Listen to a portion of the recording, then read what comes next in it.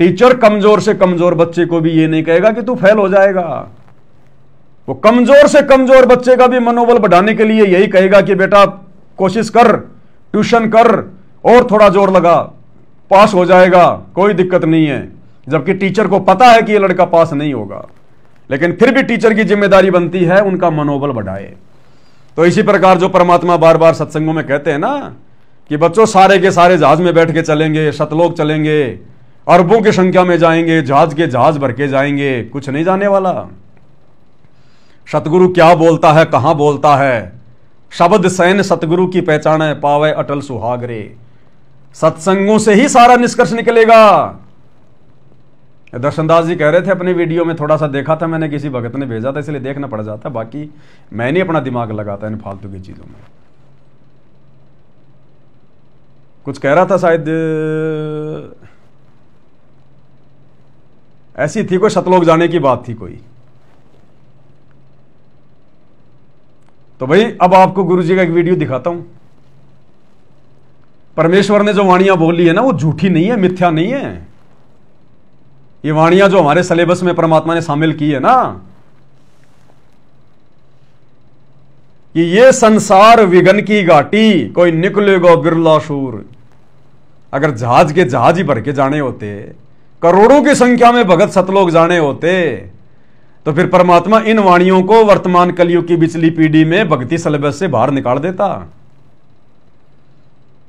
ये वाणी शामिल करने की जरूरत नहीं थी कि ये संसार विघन की घाटी, कोई निकलेगा बिरला सूर। बिरला क्यों जाएगा भाई? जब गुरुजी कह रहे पूरा विश्व पार होगा तो सारे ना बिरले हो गए, करोड़ों की संख्या में जाएंगे, जहाज के जहाज भर के जाएंगे। तो परमात्मा का जहाज तो इतना बड़ा है, चाहे कितने बैठा दो, पूरी पृथ्वी आ जाएगी, किस ब्रह्मांड आ जाए उसके जहाज में। तो फिर ये क्यों कह रहे हैं गुरुजी ये संसार विघन की घाटी, कोई निकलेगा बिरला सूर? ये नहीं कहना चाहिए। फिर ये संकेत है गुरु के, समझदारी समझते हैं। फिर परमात्मा कहते हैं दास गरीब कह नरलोई, सतगुरु को चिन्ह बिरला कोई। कि जब सतगुरु धरती पर आएगा, वो कबीर भगवान गुरु बनके जैसे वर्तमान में आए हुए हैं, कहते हैं उसको कोई बिरला ही पहचान पाएगा। इसलिए मालिक कहते हैं ये संसार विघन की घाटी, कोई निकलेगा बिरला शूर। और वो बिरले परमात्मा ने सात संगति में रख दिए छांट के। अब उन बिरलों की भी परीक्षा चल रही है, हाई लेवल की परीक्षा। ये सात संगति की बातें समझना, सात संगति की बातों को हजम करना, ये अरे गहरे नथु बैरों की बस की बात नहीं है। इसलिए तो सात संगति से जुड़कर भी नहीं टिक पाते, नियम मर्यादाओं में नहीं रह पाते, और अंत में सात संगतियों से उनको भागना पड़ता है कोई न कोई बहाना बना के। क्योंकि ये ट्रेनिंग सेंटर है, ट्रेनिंग सेंटर। इसी सात संगति में वही टिकेगा जो सूरमा होगा, जिसने इसी जन्म में शतलोक जाना होगा। तो गरीबदास जी कह रहे हैं ये दास गरीब कह नरलोई, और साहिब चीन बिरला कोई। सतगुरु को चीन यानी पहचान बिरला कोई। खोकापुर में काग मिले दिन दोई रे, अरबों में कोई हंस हमारा होई रे। क्यों भाई? पूरा विश्व पार होगा ना, फिर अरबों में परमात्मा कहते हैं कोई कोई हमारा अंश होगा। भाई और बहनों, सत्संग से ही हर प्रकार की शंकाओं का समाधान होता है। अब आपको यकीन दिलाते हैं गुरुदेव के सत्संग से कि हां, सतलोक में इक्की दुक्की आत्मा ही जा पाती हैं। इक्की दुक्की का मतलब बहुत कम आत्माएं, कलयुग की बिचली पीढ़ी में बहुत कम आत्माएं, बहुत कम आत्माओं का नसीब होता है जो अपने गुरु के साथ उनके जहाज में बैठ के जा पाती हैं सतलोक में। गुरु जी का सत्संग क्लियर करेगा। ये सत्संग है पूज्य गुरुदेव भगवान का। इसमें गुरुदेव भगवान आदरणीय गरीबदास जी का जिक्र कर रहे हैं कि कैसे कबीर परमात्मा गरीबदास जी को मिले, फिर उनको सतलोक लेकर गए, सारे ब्रह्मांड दिखाए। और जब गरीबदास जी सतलोक की आत्माओं के साथ में खेलने कूदने लगे, उनसे मिलने लगे, तो सतलोक वाली आत्माओं ने, सतलोक के हंसों ने क्या कहा? ध्यान से सुनना। सतलोक के हंस कहने लगे कि भाई ये परमात्मा हर बार जाता है लेकिन इसकी कोई सुनता ही नहीं। पहले सत्संग सुन लो परमात्मा को, फिर आपको निष्कर्ष निकाल के बताएंगे क्या कह रहे हैं गुरुदेव।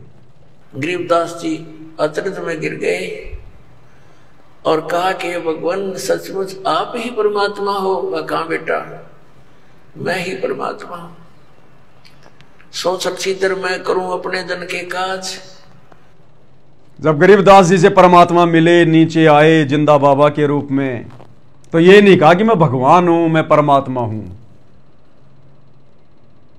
और जब उन ग्वालों ने पूछा कि बाबा आप कौन से गांव से आए हो, कहां से आए हो, वहां भी जिंदा बाबा के रूप में कबीर परमात्मा ने अपने आप को छुपाया।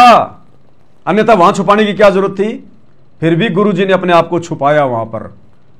जब छुड़ाने गए थे गरीबदास जी के पास, कंवारी गाय का दूध पिया था। और क्या कहा जब गांव वालों ने पूछा, ग्वालों ने, कि बाबा आप कहां से आए हो, आपका गांव कहां है, तो परमेश्वर ने कहा 16 शंख पर हमरा तकिया, हम गगन मंडल के जिंदा, और हुक्म हिसाबी हम चल आए, काटन यम का फंदा। हुक्म हिसाबी यानी उस परमात्मा के हुक्म से मैं इस पृथ्वी पर आया हूं, जबकि आए खुद ही परमात्मा थे। फिर भी क्या कह रहे हैं कि मैं तो परमात्मा के आदेश से, उनके हुक्म से आया हूं। हुक्म हिसाबी हम चलाए, काटन यम का फंदा। स्वयं भगवान होते हुए अपने आप को कह रहे मैं तो भगवान के हुक्म से आया हूं। और वही बात आज कह रहे हैं गुरु जी कि मेरे को तो परमात्मा ने भेजा है, स्वयं परमात्मा होते हुए। तो गरीबदास जी तो उनको परमात्मा का भेजा हुआ मान रहे थे। लेकिन जब शतलोक में लेकर गए और वहां जब देखा कि सिंहासन पर एक भगवान बैठा है, परमात्मा बैठा है, और नीचे से गया हुआ जिंदा बाबा अपने दूसरे रूप के ऊपर चवर करने लगा, तो गरीबदास जी को पक्का हो गया कि ये जो बाबा जो मेरे साथ आया ना, जो मुझे लेके आया है जिंदा बाबा, ये यहां का नौकर ही है। जो कह रहा था ना हुक्म हिसाबी हम चलाए, तो ये तो वास्तव में यहां का नौकर ही है। भगवान तो ये बैठा सामने, जिसके ऊपर ये जिंदा बाबा भी चवर कर रहा है। इतने में वो परमात्मा जिसको गरीबदास जी भगवान समझ रहे थे, वो खड़ा हुआ, और वो जिंदा बाबा जो नीचे से गया था, जिसको गरीबदास जी नौकर समझ रहे थे भगवान का, वो सिंहासन पर बैठ गया, परमात्मा वाले सिंहासन पर। और वो पहले वाला जो भगवान समझ रहा था गरीबदास जी, वो चवर करने लगा जिंदा बाबा पे। तो गरीबदास जी तो बिल्कुल ऐसे हो गए कि यार ये क्या हुआ, अरे ये भगवान अपने नौकर पे चवर क्यों कर रहा है। इतना सोच ही रहे थे कि वो पहले से सिंहासन पर बैठा हुआ परमात्मा जो बाद में चवर कर रहा था, नीचे से गए हुए जिंदा बाबा रूप में उस कबीर परमात्मा में समा गया। अकेला जिंदा बाबा रह गया, अनंत करोड़ उस सिंहासन के ऊपर, अकेले जिंदा बाबा, और चवर अपने आप हो रहा है।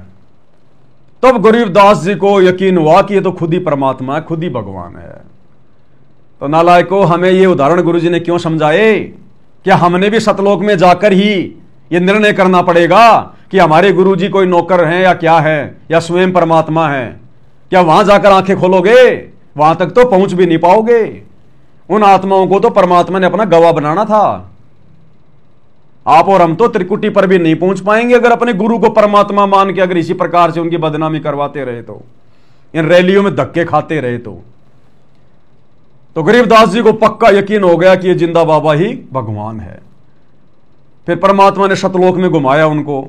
फिर गरीबदास जी सतलोक की आत्माओं के साथ में घूमने लगे।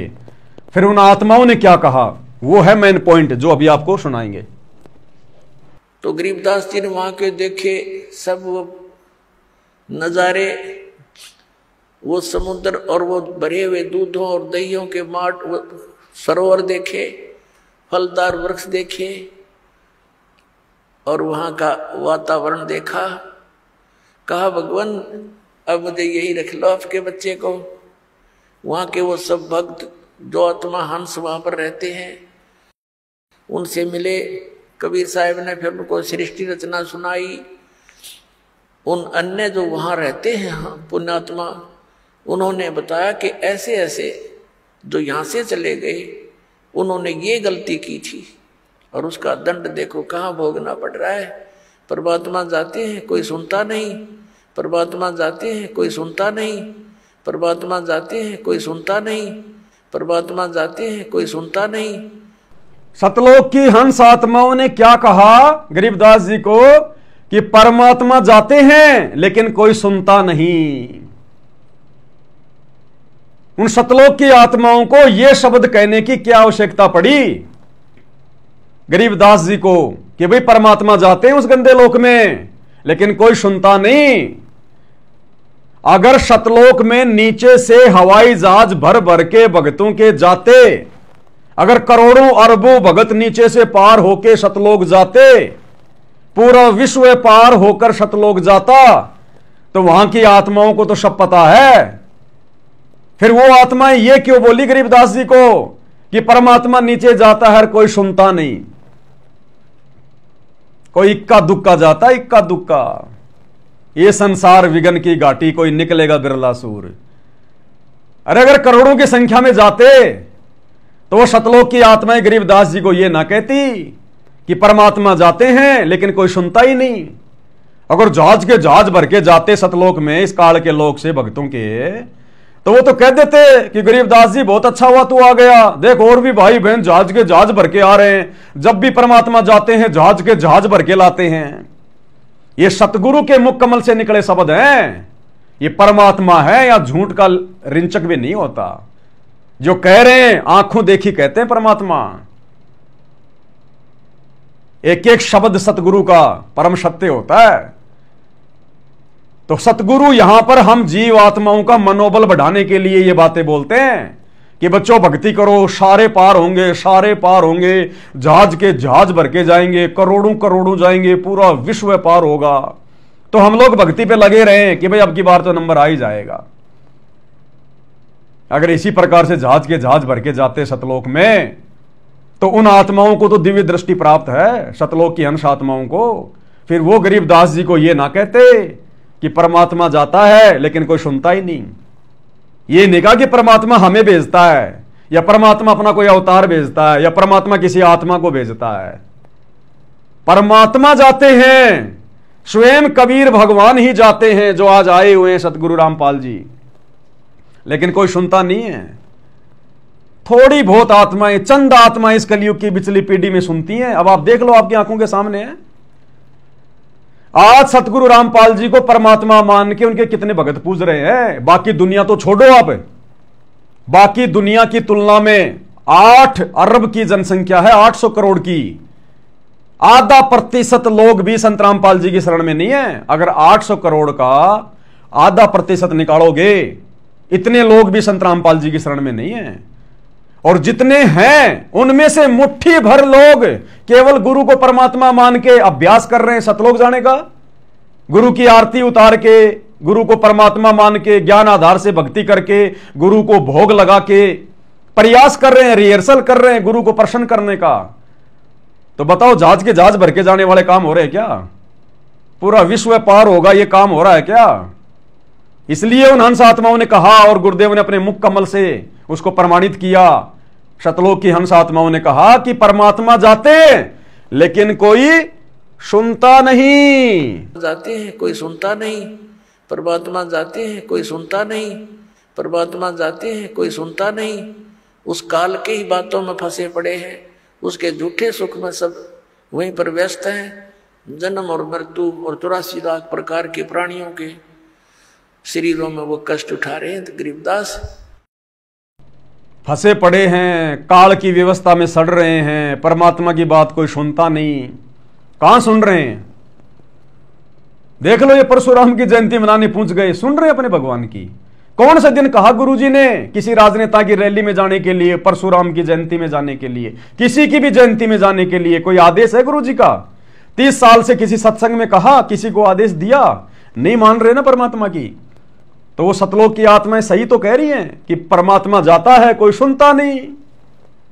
तो चंद आत्माएं सुनने को तैयार हुई है, जिन आत्माओं को गुरुजी ने युगों युगों से ट्रेनिंग दी है। आप और हम सत्सेवक भाई बहन कोई आज के नहीं है। ये गधे कुत्ते के शरीर से आए हुए हैं सतलोक आश्रम वाले, ये भगत जो इन आश्रमों में जा रहे हैं। तभी तो इनकी बुद्धि में नहीं आ रही बात है। ये तत्व ज्ञान ऐसे समझ में नहीं आता। जो अभी ताजा ताजा 84 लाख योनियों से आते हैं ना, वो गुरु की बातों को सीरियस नहीं लेते। वो गुरु को परमात्मा नहीं मान सकते। हृदय से, जुबान से तो बोल देंगे सतगुरु रामपाल जी भगवान की जय, भगवान की जय, और 2 मिनट में भगवान की फिर बेइज्जती भी करवा देंगे रैलियों में जा जाके, परशुराम की जयंती मना के। तो ये 84 लाख योनियों से आए हुए प्राणी है ज्यादातर। और जो बहुत थोड़ी बहुत कोई अच्छी आत्मा होगी, वो गुरुजी के हिसार जेल से बाहर आने से पहले पहले समझ जाएगी और साथ संगति से जुड़ जाएगी। और आप और हम वो विशेष आत्मा है परमात्मा की। गरीब साधु सेती मस्करी चोरा नाल खुशहाल और मल अखाड़ा जीतेंगे युगन युगन के माल। युगों युगों से यह परमात्मा आप और हमें मनुष्य जन्म देता हुआ आ रहा है। आप और हमको अपने शरण में लेकर भक्ति कर जो ये है ये करवाता हुआ आ रहा है। ये रिहर्सल परमात्मा आप और हमारे से करवा रहा है। तब आज जाके हमारे भगवान समझ में आया है। तब आज संगत में जाके दो फाड़ हो गए, दो पार्ट हो गए कि भैया हम तो काल की व्यवस्था में नहीं सड़ेंगे, हम तो देखा देखी में नहीं चलेंगे, हम तो गुरुजी के तत्व ज्ञान पे चलेंगे। भाई हम तो गुरुजी के आदेश को फॉलो करेंगे, जो सत्संग रूपी आदेश है, या गुरुजी आमने सामने होके आदेश देंगे। और इस परीक्षा के समय में तो भैया हम वो करेंगे जो बिल्कुल हमें उचित लगेगा, क्योंकि परीक्षा के समय में टीचर की बात भी नहीं मानी जाती है। ना ना ना ना ना, अरे परीक्षा के समय में विद्यार्थी को छूट होती है, वो बाध्य नहीं होता अपने गुरु की बात मानने के लिए। परीक्षा में सवाल आ गया भारत की राजधानी लिखो, और 4 ऑप्शन है दिल्ली, बंबई, आगरा, मथुरा। और उस बच्चे को पता है कि भारत की राजधानी नई दिल्ली है, मुझे नई दिल्ली लिखना है। और वही टीचर जो उसको साल भर से पढ़ा रहा है, और वो टीचर कहे कि बेटा भारत की राजधानी लिख दे आगरा। अब मुझे ये बता दो वो बच्चा आगरा लिखेगा क्या, जिसने साल भर ये पढ़ा कि भारत की राजधानी नई दिल्ली? उस टीचर के कहने से भी वो परीक्षा में आगरा नहीं लिखेगा। उसको पता कि फेल हो जाऊंगा। परीक्षा के समय में टीचर की बातें मानने के लिए मैं बाध्य नहीं हूं। तो ये 2014 बरवाला कांड से लेकर जब तक गुरुजी सार जेल से बाहर नहीं आते, तब तक हम भक्तों की परीक्षा का समय है। अब इस परीक्षा के समय में गुरुजी चाहे हम कितने उल्टे सीधे आदेश क्यों ना दें, किसी के माध्यम से भी क्यों ना दें, हमने केवल उन्हीं आदेशों को फॉलो करना है जो आदेश गुरुजी ने हमें पढ़ाई पढ़ाते समय दिए थे, हमें सत्संगों में दिए, नित्य नियम में दिए। यह है मेन पॉइंट। हम बाध्य नहीं है वर्तमान में गुरुजी के किसी भी आदेश को मानने के लिए, फॉलो करने के लिए। परमात्मा ने तत्व ज्ञान दे दिया, मनुष्य शरीर है, बुद्धि विवेक दे दिया, और ऊपर से खुद गुरुजी कह रहे हैं बार बार, बच्चों तुम्हारी अग्नि परीक्षा चल रही है। तो ये परीक्षा का समय है ना हमारा। तो परीक्षा के समय में हम गुरु के उन आदेशों को भी मानने के लिए बाध्य नहीं है जो आदेश गुरुजी के ही ज्ञान के खिलाफ हों। अब देख लो ये मूर्खों की भीड़, इनको तो गुरु आदेश भी नहीं दे रहा, गुरु के नाम पे गुरु का परिवार इनको भ्रमित कर रहा है, और ये भ्रमित हुए जा रहे हैं। तो ये जहाज में बैठकर जाने के योग्य है क्या? इसलिए परमात्मा कहते हैं ये संसार विघन की घाटी कोई निकलेगा बिरला सूर। तो ये रिहर्सल तो सत्सयुगों की हो रही है, सतलोक जाने की।